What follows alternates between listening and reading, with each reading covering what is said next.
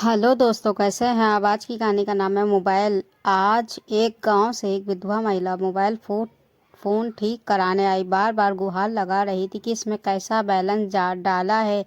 मेरे बेटे को तो मुंबई फ़ोन भी नहीं मिलता। बगल में खड़े एक भाई ने दुकानदार से धीमी आवाज़ में कहा, इस बूढ़ी औरत का एक बेटा है और 40 एकड़ ज़मीन का मालिक है।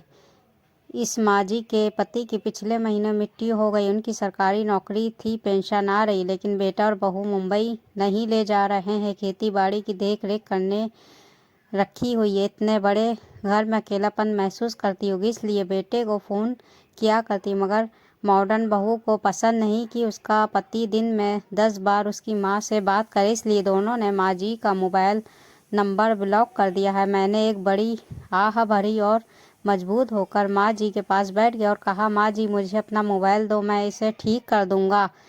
माँ जी के लिए चाय का ऑर्डर देने के बाद मैं मोबाइल रिपेयरिंग के लिए बने चैम्बर में गया और अपने मोबाइल से माँ जी के बेटे को कॉल किया। अपना नाम बताया और कहा, ये माँ जी मेरा ऑफिस है, मैं ज़मीन बेचने आए हैं। 1 एकड़ ज़मीन का 1 लाख बोल रहे हैं, क्या आप सहमत हैं।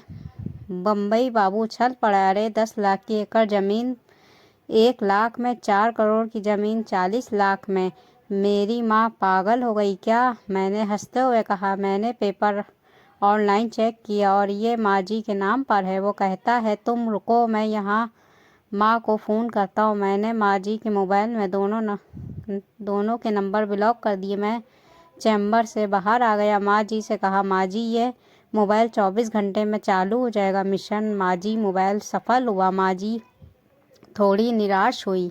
मैंने कहा, माँ जी मैं आपके गांव की तरफ जा रहा हूँ और आपको घर छोड़ दूँगा। मेरे सामने देखते हुए माँ जी ने कहा कि तुम्हारे जैसा ईश्वर भी नहीं। माँ जी को घर छोड़ दिया।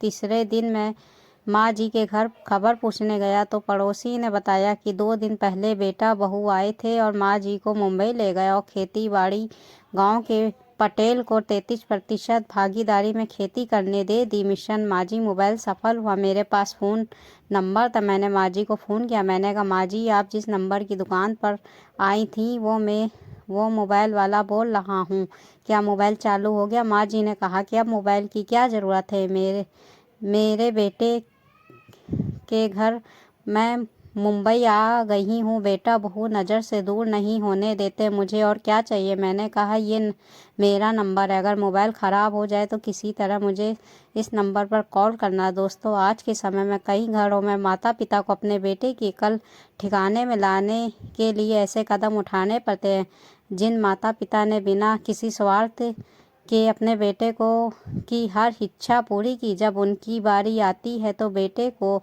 स्वार्थ के अलावा कुछ नहीं दिखाई देता।